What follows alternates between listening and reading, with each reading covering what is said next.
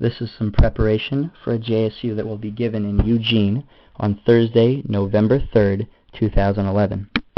I'm going to start by introducing myself and saying the following. Hi everybody, my name is Rabbi Joe. I work for Portland NCSY. Just want to tell you a little bit about myself before I get started.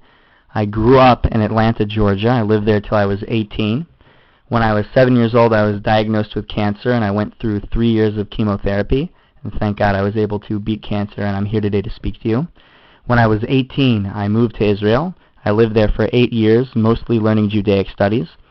I came back to the United States and did a master's degree in education, administration, and supervision at Loyola University in Chicago, which is actually a Jesuit Catholic university. I moved back to Israel and lived there for 3 years and got married, and I was learning, teaching, and tutoring there, mostly Judaic studies. And I moved back to work for Portland NCSY, mainly because NCSY did a lot for me as a child, and I wanted to be able to give back to that organization. So many of you have probably heard that the topic of discussion today is the happiest man in America. I just want to let you know it is going to be more of a discussion group and less of a lecture, just because I want to hear what you guys think, because it's an interesting topic. So I want to start by sharing with you an article from the New York Times. When it first came out in March, it went viral. Like every single Jewish news source was commenting on it, and it got a lot of press in the non-Jewish world as well. And it's about the happiest man in America. There's an organization called Gallup. Has anybody ever heard of Gallup? Gallup is an organization which gathers statistical data. They're the annoying people that call you on the phone during dinner time and ask you if you want to take a survey. Fine. So for the last 3 years, they've been calling 1,000 American adults every day. That's 1,095,000 people over the last 3 years, asking them about their emotional status, their work satisfaction, their eating habits, their illnesses, their stress level, and other indicators of quality of life, trying to figure out what makes people happy. And then they would take all the responses that they would get, they would plug it into a formula called the Gallup Healthways Wellbeing Index, sorted by geographic data, demographic criteria, and make maps showing where well-being is the highest, and they were able to narrow it down and try to figure out who's the happiest person in America. And they gathered a lot of statistical data, and they came up with the following answer. The happiest person in America is tall, he's an Asian American, he's an observant Jew, who is at least 65 and married, has children, lives in Hawaii, runs his own business, has a household income of more than $120,000 a year, and they made a lot of phone calls, and they were searching for this person everywhere, and they called up all the synagogues in Hawaii and found that there were very, very few people that met this criteria, and when they finally narrowed it all down, they only came out with one person, and his name is Alvin Wong. And I have pictures that I'd like to pass out to you of Alvin Wong so you could take a look at him. And just to tell you a little bit about him, he is 5'10", he's 69 years old, he's a Chinese-American, kosher-observing Jew who's married with children and lives in Honolulu. He runs his own healthcare management business and earns more than $120,000 a year. When they finally called him up, they asked if he was happy. He said, yeah, I'm a pretty happy person. And they asked, what's your philosophy? So he said, my philosophy is, if you can't laugh at yourself, life is going to be pretty terrible for you. So he's all about seeing the humor in everyday life. When they finished the phone call, he asked, this is a practical joke, right? So he's all about not getting bent out of shape when life throws you a little bit of a curveball. So a lot of these criteria seem fairly straightforward. A person who's older can look back at a life full of accomplishments. A person who's married has a life partner to share their life and their experiences with. They have children. They can see what comes of the fruit of their labor. Hawaii seems like a pretty cool place to live. You run your own business. You're successful. There's just one that seems a little funny. Why would they say that one of the criteria for being the happiest person in America is being an observant Jew? What's the deal with that? Before we discuss that, I just want to share with you one more article that actually comes from a news source called Matzav.com, which is an online Jewish news source. about Alvin Wong.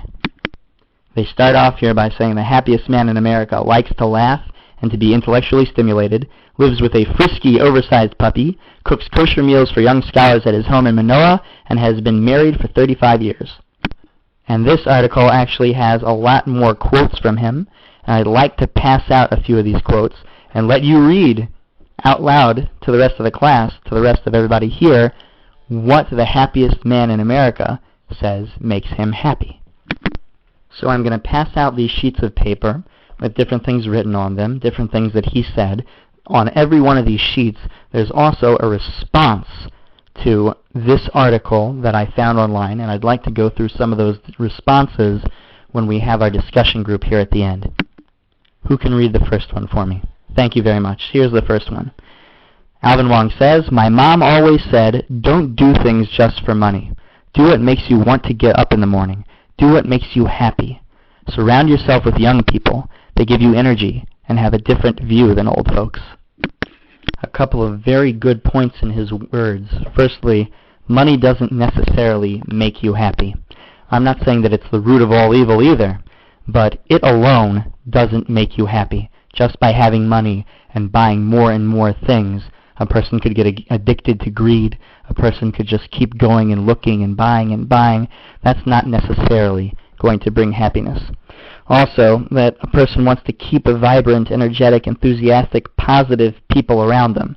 That's what he's looking at when he says that you should keep youthful people around you, people that still have a passion, people that are still energetic and positive. Who's got number 2? Yes. So Alvin Wong says, don't get stuck. Embrace change.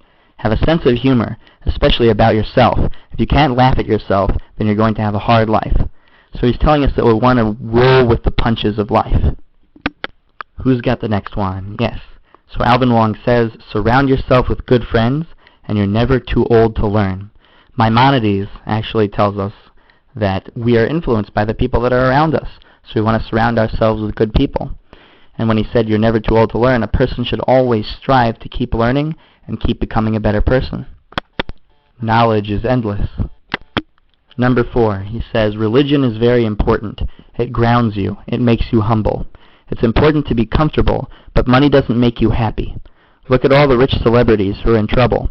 They have all the money in the world, and they're not happy. The last one is, family is the core. It's everything. When life throws you guavas, you make guava juice. That's when I rely on my religion, good friends, and my wife. In tough times, you can fall back on them like it's comfort food. Now, I'd like to go through some responses to this article, but first I'd like to hear your thoughts. What do you guys think? Why would being Jewish be a criteria for being the happiest man in America? Okay, those were all great responses. I'd like to move on to some of these answers that I found, and all those who have a sheet of paper that had quotes of Alvin Wong on them, all of you also have a response that was on one of the websites that I read this on. So if I could have number 1 read. Yes. Anonymous, March 27th, 2011, 3:33 a.m. Having an ethical, doable roadmap to life with a higher power to help you on your way. To see the results in the lives of people who have rules and guidance of a historically proven support system in good and hard times. This includes social, behavioral, and belief guide, the complete map to a beneficial and growth-filled existence which can be inspiring, satisfying, and comforting in times of need. So what that person is mentioning is that, cars come with manuals, and God's driver's manual for the world is the Torah. It's a real moral compass that one can follow and be led to a fulfilling life full of character development.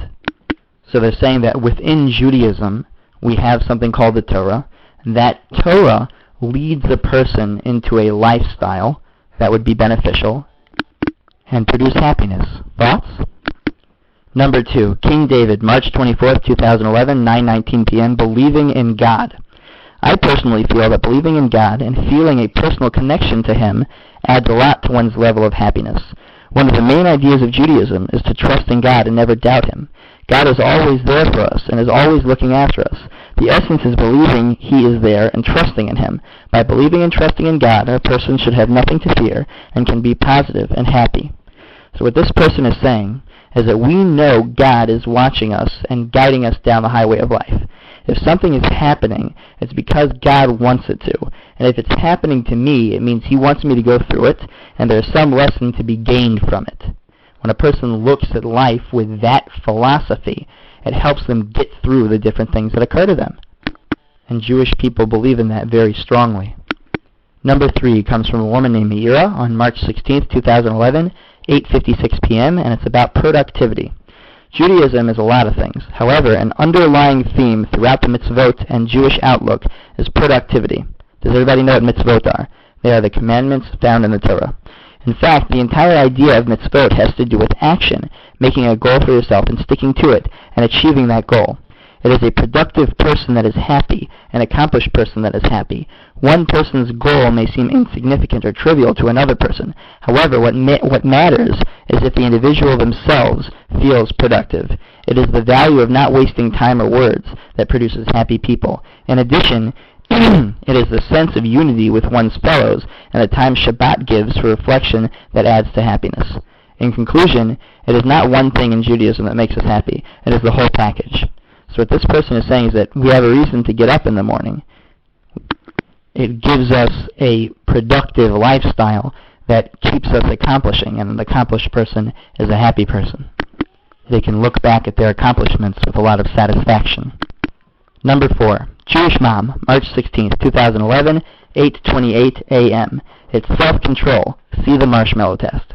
The marshmallow test video has the answer. Observant Jews are well trained in self-control and delaying gratification, which is what brings happiness and success in life. You'll have young children denying themselves tempting treats offered to them, not just for 15 minutes, but forever, because the candy isn't kosher. They first ask their parents if it is or isn't, and accept the answer.